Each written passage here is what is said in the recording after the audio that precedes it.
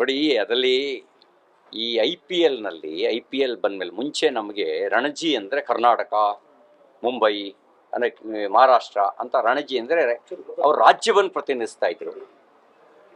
ಮುಂಚೆ ಇದ್ದಂಥ test ಮ್ಯಾಚ್ಗಳು, one day ಮ್ಯಾಚ್ಗಳು ದೇಶವನ್ನು ಪ್ರತಿನಿಧಿಸ್ತಾ ಇತ್ತು.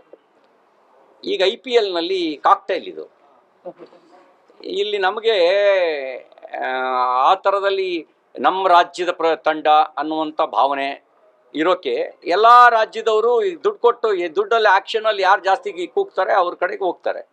ಅಲ್ಲೇನು ಸಂಬಂಧ ಇದೆ? ಅಲ್ಲಿರೋದು ಹಣ ಮಾತ್ರ. ಅದಕ್ಕೆ ಯಾಕೆ ನೀವು ತಲೆ ಕೆಡ್ಸ್ಕೋಬೇಕು? ಮಾಡಬೇಕಾದ ಕೆಲಸ ಬೇರೆ ಇದೆ, ಬೇರೆ ಮಾಡೋಣ. ಕ್ರಿಕೆಟ್ ಬಗ್ಗೆ ಅಲ್ಲಿರೋದು ಅಲ್ಲಿ ಈಗಿನ ಐ.ಪಿ.ಎಲ್ನಲ್ಲಿರೋದು ಅಲ್ಲಿರೋದು ಒಂದು ರೀತಿ, ಅದೊಂದು ರೀತಿಯ ಹಣನೇ. ಹಣದ ಮೇಲೇ ಹರಾಜಾಗತ್ತೆ, ಓಪನ್ ಆಗಿ ಹರಾಜಾಗತ್ತೆ. ಆ ಹಣದ ಮೇಲೇ ತಂಡಗಳು ಸೆಲೆಕ್ಟ್ ಆಗ್ತವೆ. ಅಲ್ಲಿ ಏನು ರಾಷ್ಟ್ರೀಯ ಭಾವನೆ ಇದೆಯಾ, ಪ್ರಾದೇಶಿಕ ಭಾವನೆ ಇದೆಯಾ, ಏನಿದೆ?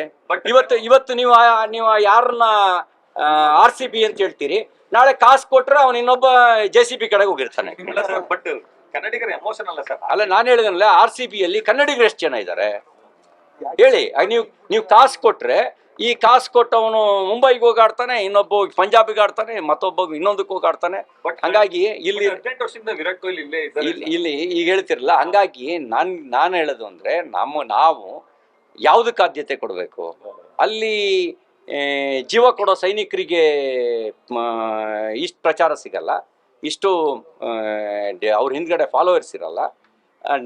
ನಾವು ಅನ್ನ ಬೆಳೆಯೋ ರೈತನ ಬಗ್ಗೆ, ಅವನ ಕಷ್ಟದ ಬಗ್ಗೆ ತಲೆ ಕೆಡ್ಸ್ಕೊಳ್ಳೋಕ್ಕಿಂತ ಜಾಸ್ತಿ ಇದ್ರ ಹಿಂದ್ಗಡೆ ತಲೆ ಕೆಡ್ಸ್ಕೊಂಡ್ರೆ ನಮ್ಮ ದೇಶ ಉದ್ಧಾರ ಆಗದೆ ಹೆಂಗೆ?